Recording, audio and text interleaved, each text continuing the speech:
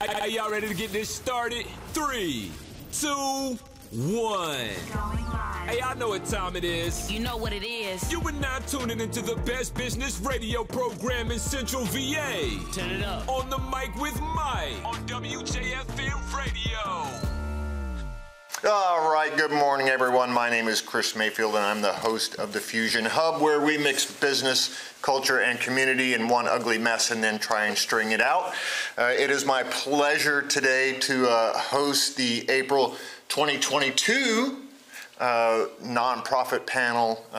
Our partner and longtime friend, Mike King Biz, is unable to join us today. But we do have some pretty fantastic guests, so you're going to want to make sure that you hear every word of this.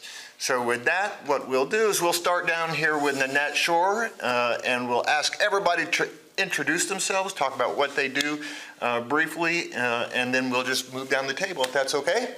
All right. Great. Thank you, Chris. Hi, I'm Nanette Shore. I'm a fundraising consultant with Shore Fundraising Strategies, and I work with nonprofits to help them excel in their fundraising efforts in many different areas.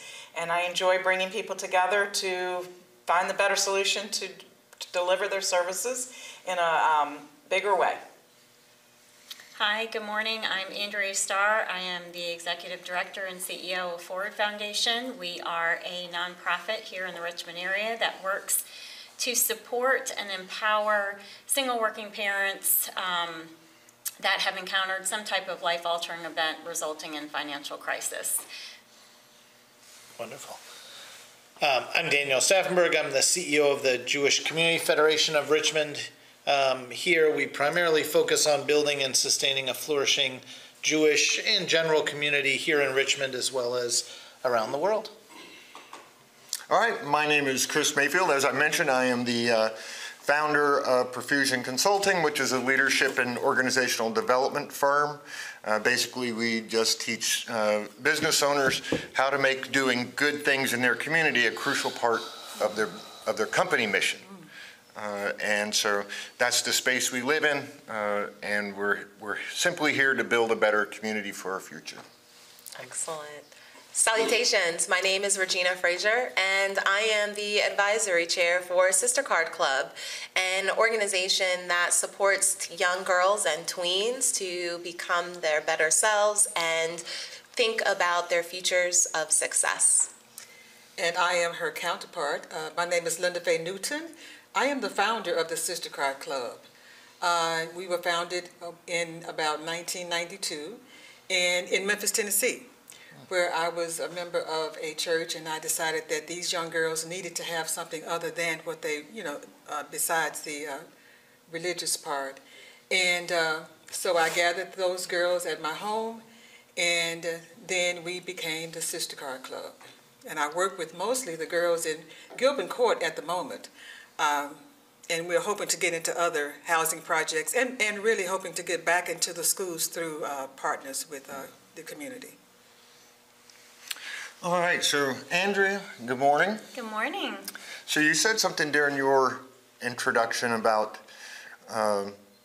families that are in crisis. Yes. And interdicting those crises so that it doesn't become catastrophic for that family later, or more catastrophic, if you will. What kind of situations do you find yourself inserting yourself into these days that you want to highlight that people may not be aware of? So, when we talk about life-altering events, that consists of a variety of situations, and those situations can be divorce, they can be death of a family member or spouse, they can be taking on a caretaker role for a family member, a multitude of different things that have happened, that have arisen, resulting in a financial crisis. So even things like extended litigation, which for many families going through trauma, again, we are specifically focusing on single parent families. So with that being said, you're talking about one income, you're talking about something that has happened in their life that has resulted in a drastic change. And if it was a death, if it was divorce, if it was extended litigation, these are situations where typically there has been a two-income contribution to this household, and now there is not, and it has happened quickly, or it has happened over a period of time. And because of that, again, you are looking at a situation where these parents have to work. If they're not able to work, they can't provide for their children. Absolutely. If they can't provide for their children, now you're in catastrophic situation. So how do we prevent it from getting to that point? What we do is we're going to come in, we're going to, if they are in need of childcare, we're providing them with childcare subsidies. But more importantly than that, we're providing them resources, support, and education, because you want to be able to not just give something, right? We want to be able to long-term make them more financially stable and have a more sustainable outcome with their situation. And what are the tools that we need to provide them, and not just for them, but for their children as well, because it's the whole family unit that's being affected. So there are a lot of different situations that come from, financial crisis and what might have caused that, and being able to give these families the tools that they need to provide them a more stable and foundation for themselves and their family. And that includes opportunities for career advancement. It includes education. It includes community support in times of feeling very isolated and very overwhelmed. There's a lot of components that go into this, and that's what we're providing to them. See, it's conversations like that make me very glad that I'm just a radio host. Yes. Right. Because those are big problems. They're big problems. That require big solutions and creative solutions, so thank you. So building communities. Yes. Very difficult. Can be challenging, yes. So take it away. Take it away. Well, I'm intrigued actually by Andrea's thoughts, because part of what I've been thinking a lot about as we're trying to build in all of our organizations, and I know so many that you've had on in the past are committed to both kind of amplifying the good that's happening in the community and not only helping the individual, but build up a community of support, because that's what I think, as I'm listening to you speak, I can only imagine that the last 2 years have amplified your work. Yes.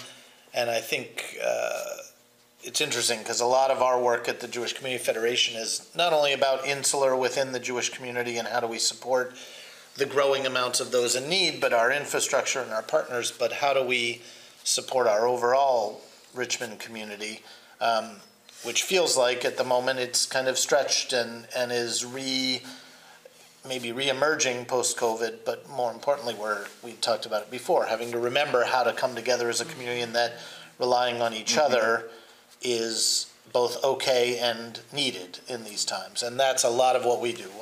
We run an annual campaign, raises approximately $3 million a year, and we amplify the good work of a bunch of local partners, the Weinstein JCC, Jewish Family Service Richmond, Beth Shalom, all of which serve not only our Jewish community, but thankfully have a significant portion of the general community that supports them, and we gain a ton of strength in that as well.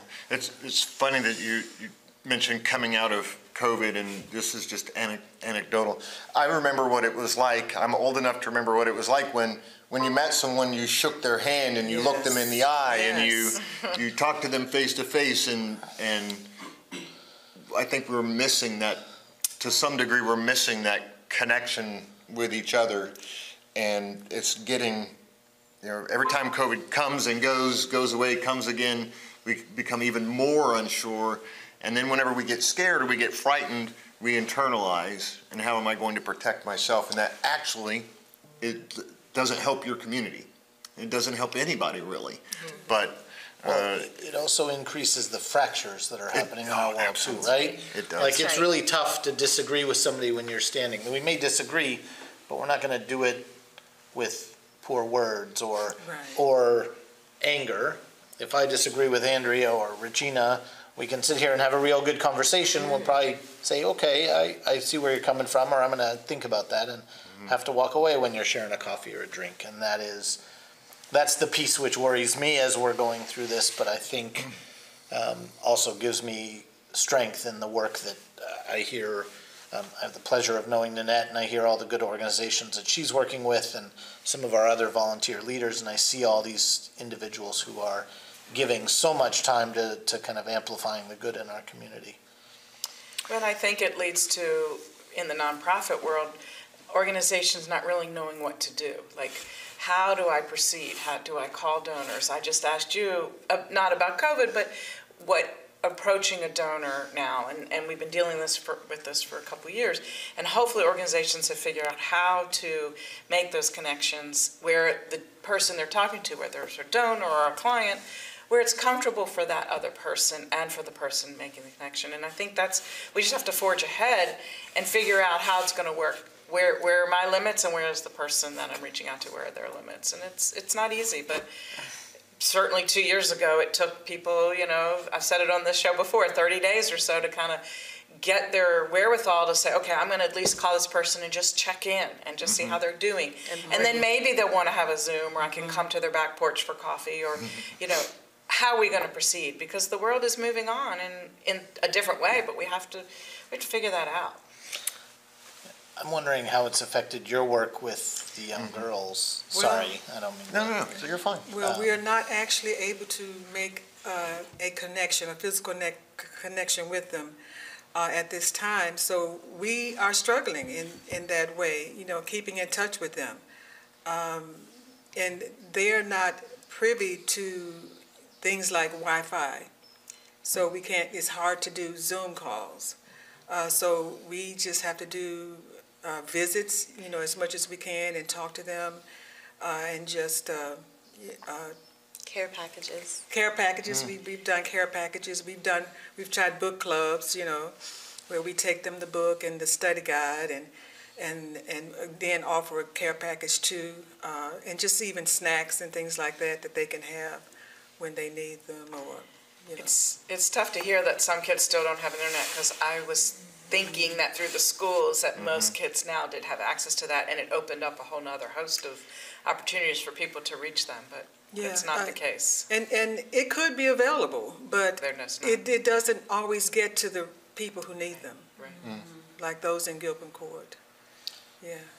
Absolutely. You mentioned something, fracture. That word really resonated with me. The fractures that have happened in our community over time throughout the pandemic, and just so unique how we all seem to fit together, as you at the Jewish Community Center and you working with single parents with finances, and then our interaction with young girls and children in the community, kind of hitting all of those facets which are desperately needed, and just working on the social, emotional, and mental support of our young girls in the community, just helping them seek to pledge to better themselves and to have foundational aspirations for academia and business and career, so that they're contributing members to society, to just close these fractures that are happening in the foundation of our society, so that they can grow and learn. I really appreciate you being here today. I'm learning so I'm just so excited about how the things, these things are so full circle. They are, and I love that you bring that up, because there are so many wonderful organizations. There are so many wonderful people that are in the RVA community, and I talk about this a lot. And so many of us don't know that we're out there. And so, for the young girls, the young ladies that you all are working with, what a difference it would make to them to know that there is such a vast community of people that truly care about their future success. How wonderful, for with what you're doing and the community that you're assisting for people to know, like, this is not just for the Jewish community. This is for there's a wide range of people to reach, and if we can all work together as hope dealers, that's what it's about. It's about everybody wants to know that they have something, that they're hoping for something, that there's a goal that they're reaching for.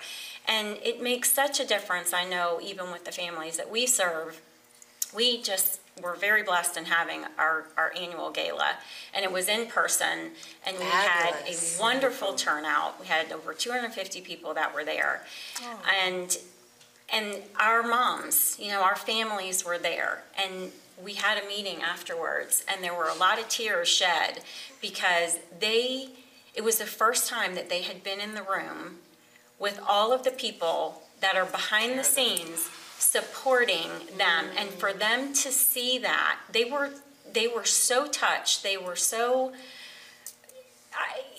just completely surprised. Yes, they are receiving the benefits of what we're able to offer through the organization, but to meet the people, to see these individuals face to face, and to see how much they were supported just really put it on a totally different level. So I think these are, doing things like this are so incredibly important because it shows all of us that there are all of these other areas that we can connect with one another, that we can support one another, that we can share resources with one another. And you're not flying solo with what you're doing. And we just have to be able to connect with one another and share what everybody is doing. I just think that's so important. It's important for sustainability in the community. It is. And that the community is invested in everyone, so that we are all successful. So, in a lot of cases, it sounds like maybe it comes down to resources to be able to reach the audience that you need to reach, those young girls who need that support and guidance that you are offering. Right. What kind of resources, if you could wave your magic wand, what kind of resources do you need? If I could wave my magic wand. Yep, you're waving it right now. I would have the Sister Card Club bus. Okay. We would be able to go to these communities and share and serve these young girls and do what we need to do. So many times we don't have a place to meet. When Gilpin Court was open, of course, we could go there. But then sometimes the girls couldn't get to us, even though they live in the community. It could be something, I have to take care of my little brother, until mom gets home. So I would love to be able to just drive up into the neighborhoods and all the girls just come on, get on the bus, and we do our activities that will bring them to being better people. Absolutely. Absolutely. Can you speak to one of the activities we've done, like the etiquette and the book club? I was going to ask. Okay. Yes, because transportation, I believe, is one of our largest barriers.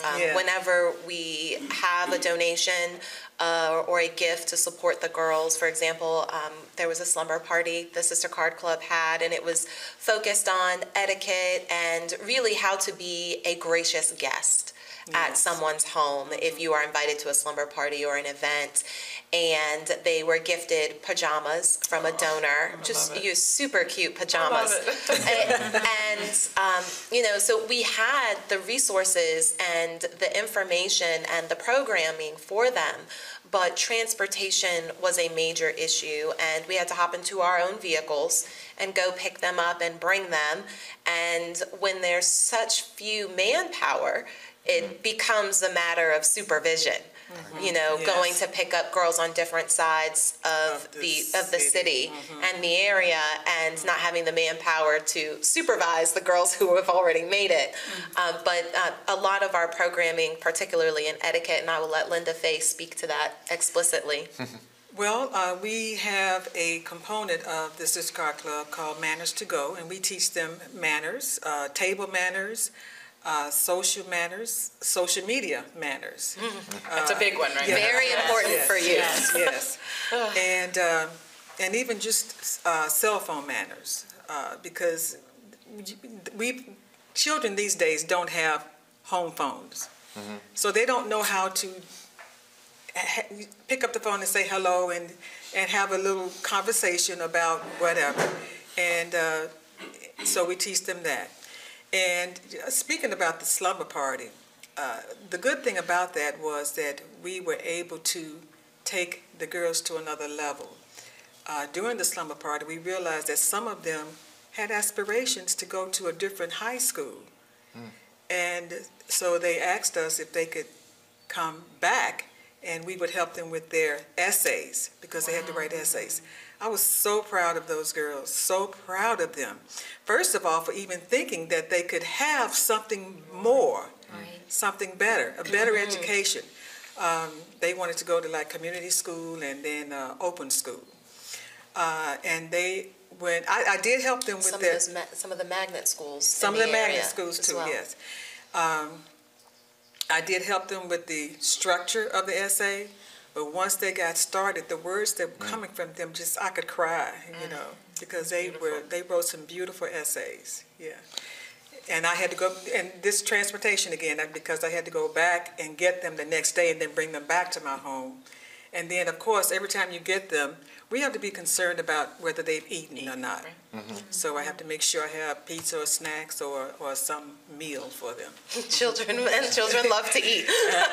And they can eat. It's funny you say that, because you asked the question, what is the resource? And I think one of the positives that has come out of the last couple of years, and I think what I'm seeing in a trend in philanthropy, which is a big piece of our role, is a return to the importance of an unrestricted gift that is so valuable. Like in your instance, if you got $1,000 gift just for transportation, that wouldn't help you with the food or the essay or the this. And I find, as we've struggled for a little while, I think within the philanthropic landscape of everybody wanting to see, no, but I just want to do X and I don't want administrative overhead. Well, the reality is that that program doesn't exist without the two of you, and so much good happens because people are in place. So I think with COVID, with unfortunately what's going on in Ukraine, but over the past bunch of years, we've seen the reality that the most important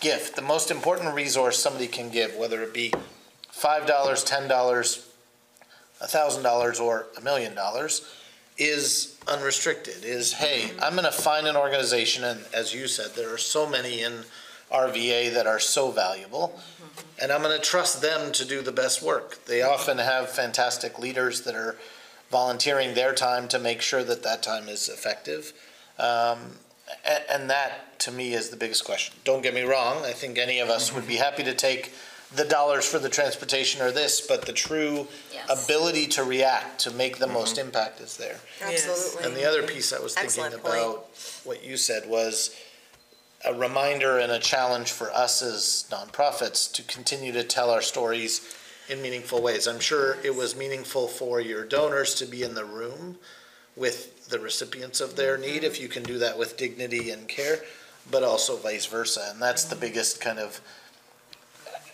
as we haven't been able to do the galas or meet in great places like this, how do you make sure to tell the story? It's finding creative ways to make sure that your donors are always, they want to know where they want to see where their dollars are going.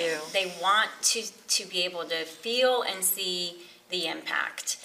And so whatever you need to do, step out of the box, get as creative as you can to make sure that they know what it is you're doing and the impact that it's having. I mean, I remember when things first started lockdown, I started making videos. And I just would send a video if I received a donation from somebody or just touching base with somebody. I would send a video, and I got so many responses back. I'm so touched. I can't believe you did that. And you just have to constantly be thinking, what can I do to be able to stay engaged?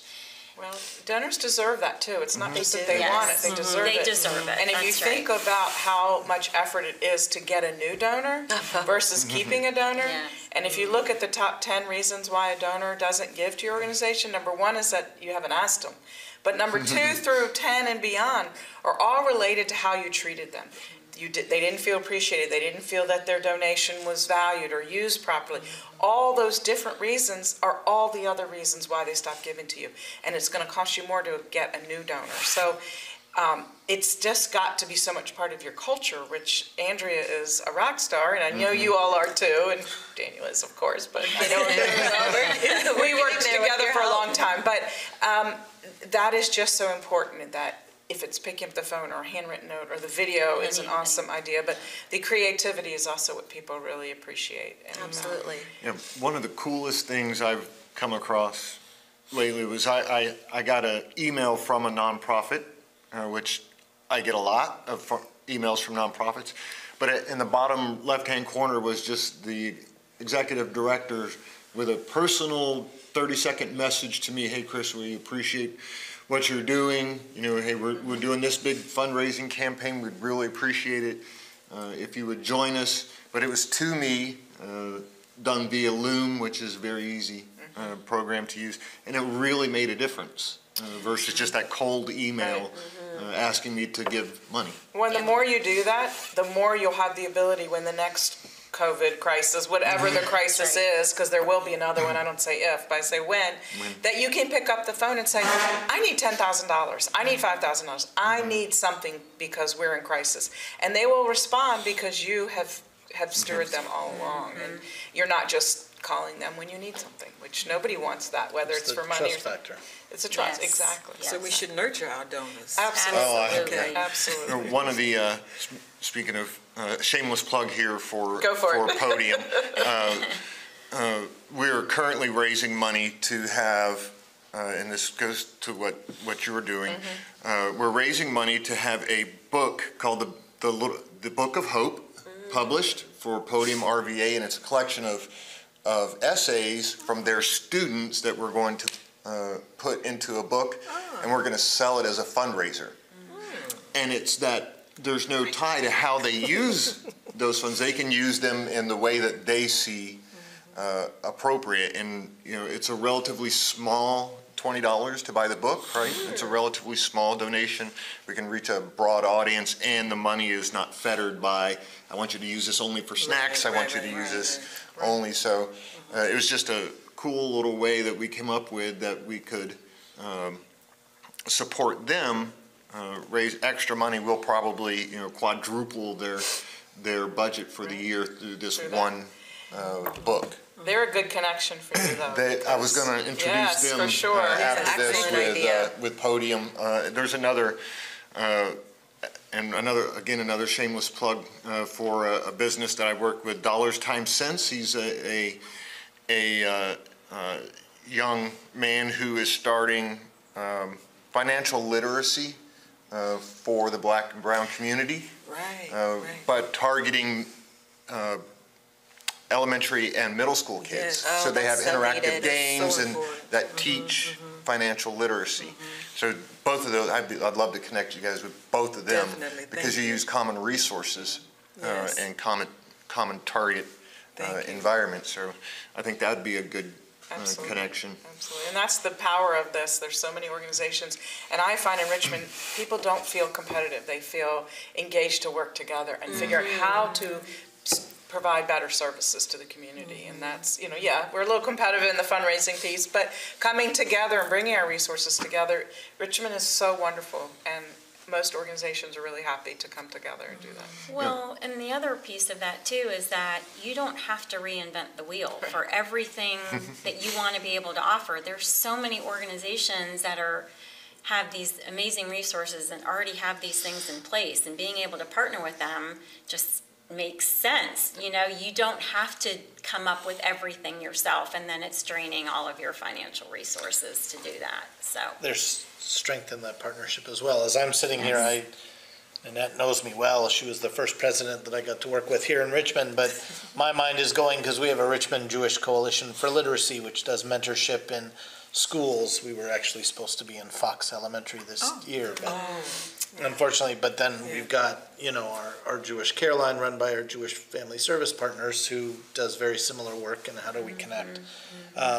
So it's that piece I'm sitting here thinking, okay, how do you drive throughout RVA more of those roundtables? Because I wouldn't have met you without Nanette and, this opportunity. Well, the Ukraine Fund, you could talk about that, because that is really out to the community to raise money. The Ukraine Fund has been an interesting, we joke because we thought we were kind of getting through one crisis. We have close to 200,000 Jews that are living in Ukraine. We've supported them for a long time and have a strong relationship with a city by the name of Zaporozhye in Ukraine.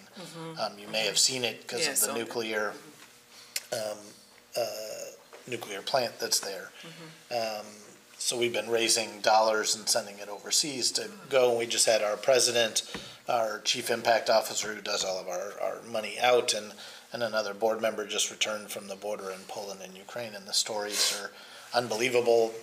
I'd encourage anybody, Jewish or non-Jewish, and we're helping anybody once they get over the border. The first stop they see is a big, Israeli Jewish flag, helping them with food. They've got a little clothing and a very dignified kind of opportunity to be able to recoup some stuff if they need it. But then people can visit jewishrichmond.org, or we have a newspaper, reflectornews.org, and there's a blog from one of the members on the trip, and it's unbelievable. But that also goes back to the strength of this infrastructure.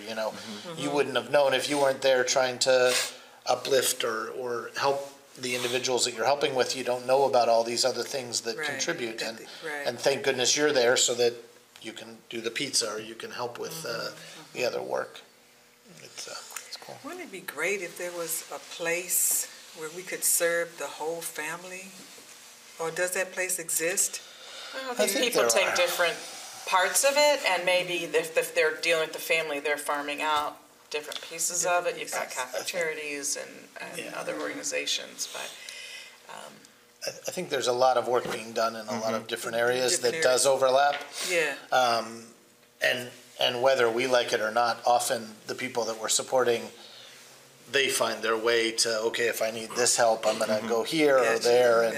And you have expertise. I'm not going to pretend at all to know how to be part of a sister club or even know what I'm not so sure I know the manners anymore. You do.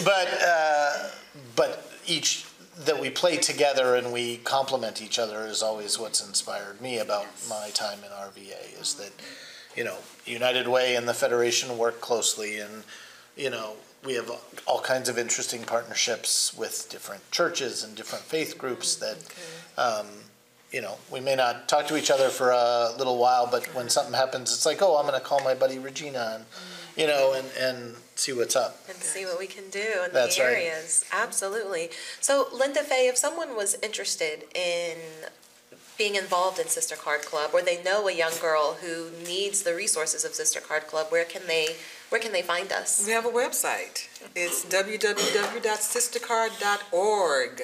Sistercard Club. Sister Card Club. Sistercardclub.org. Sister Card Club came to be. Let me tell you this little story real quick. I was raised in the church singing gospel music, and as I got older and my children became older, and I was a single mom at that time, I started dating. I had a friend who would always say to me, I'm going to pull your sister card.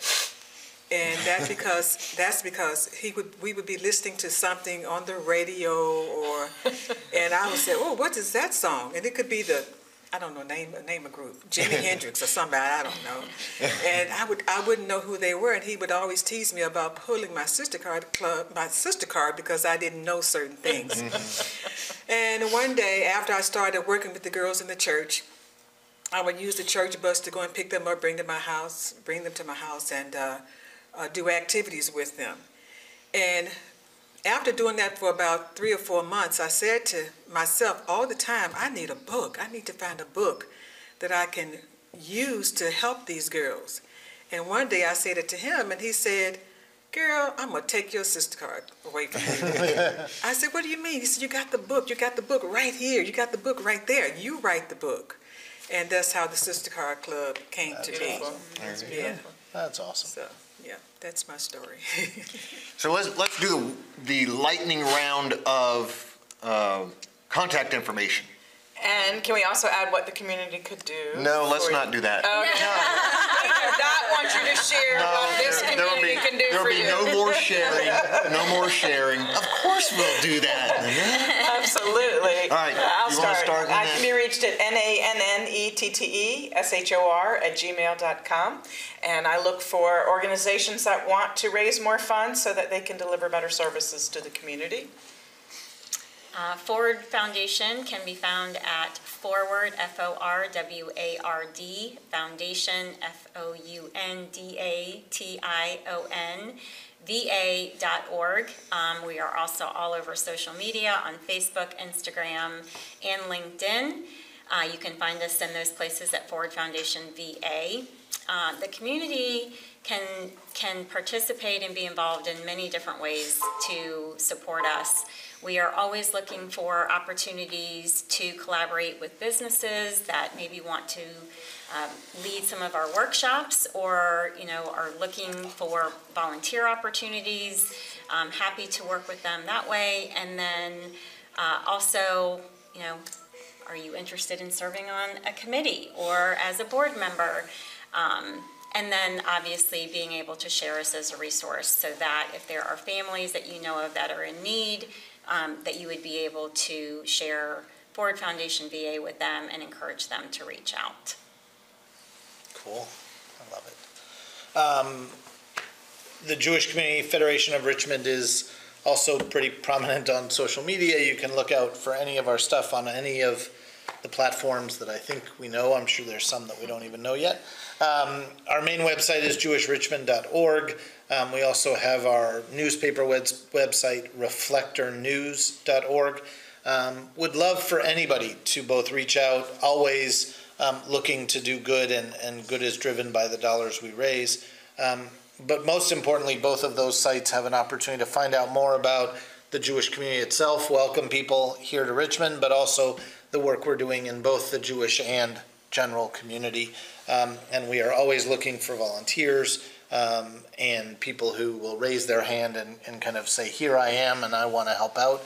And we will find anything from delivering meals, partnering with any one of our agencies, or leading committees, and even heading into different parts of the community to do literacy projects or help with homebound, etc. So we look forward to seeing everybody. Excellent.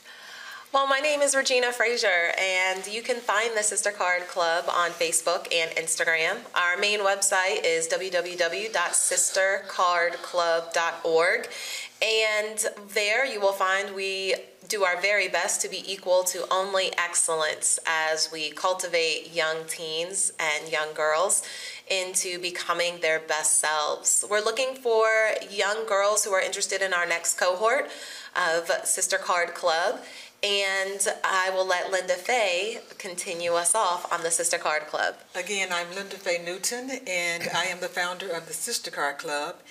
And as far as resources, what we need is the most precious resource of all. We need human beings. We need young women in the community who are interested in starting a cohort of their own to contact us, and then we can get them trained in how to do the Sister Card Club program. So we need that, and if anybody out there has a bus that they'd like to donate, and then someone else can donate the insurance, then we would be on our way. Good shape. We'd be in great shape. So we can reach more girls, because Sister Card Club really is the coming of age way to become a young woman these days. The curriculum was written by yours truly, and they will have everything that they need. It is the official guide to becoming a young woman. Mm-hmm. So as we are winding down, you may know or may not know, and also may not care. What we always like to end with is something very positive. And I always find it interesting to hear about what gives people hope for the future. So with that, and we'll start down the opposite end this time. You got me. Are you prepared? Are you ready? Are you ready? You got me too. We don't want to drop, we don't want to just drop it in your lap. No. Okay. What gives you hope for the future? What gives me hope for the future is that people are innately good and they innately love. So that gives me hope that use your emotional intelligence about everything. You may not like what people say or do or think, but you can certainly like and control how you react to those things. So if we could all just, like they have said, get along, I think that gives me hope, because I think we do try to get along. I think people do try to love and show love and show faith and goodness. So that's what gives me hope. All right. What gives me hope are the educators of the world, whether it be the educators of nonprofit success, the educators of financial literacy, the educators of reading literacy in the Jewish community, the educators of young women, our K-12 educators, just the educators across the many facets of learning. There's so much to learn in the world, and we cannot learn them without the educator.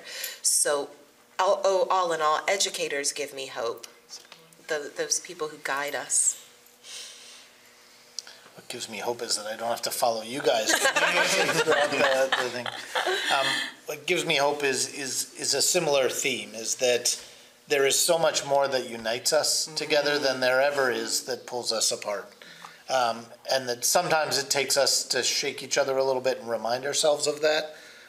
But to me, that is what is there. We may pray differently, look different, feel different, live even a little differently, but innately there is so much more that we have together. And when we remember that, there is so much more. It feels like a turbo boost to our lives that when we work together, we get so much more done. So much. Yeah, absolutely.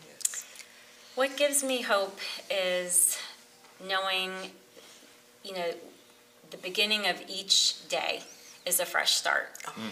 And that having the opportunity always to keep your eyes open, your ears open, your heart open, to allowing yourself to meet, listen, and learn from everyone that is around us, because everybody has something that makes them unique and special, and we all have an inner gift to share with one another. And if we continue to do that, there is always hope. Surrounds us. Good answer. All beautifully said. Really, what gives me hope is our community, is the people sitting here. It's the people that I meet that are doing the work, that are out there wanting to change the world and make people better, make communities better.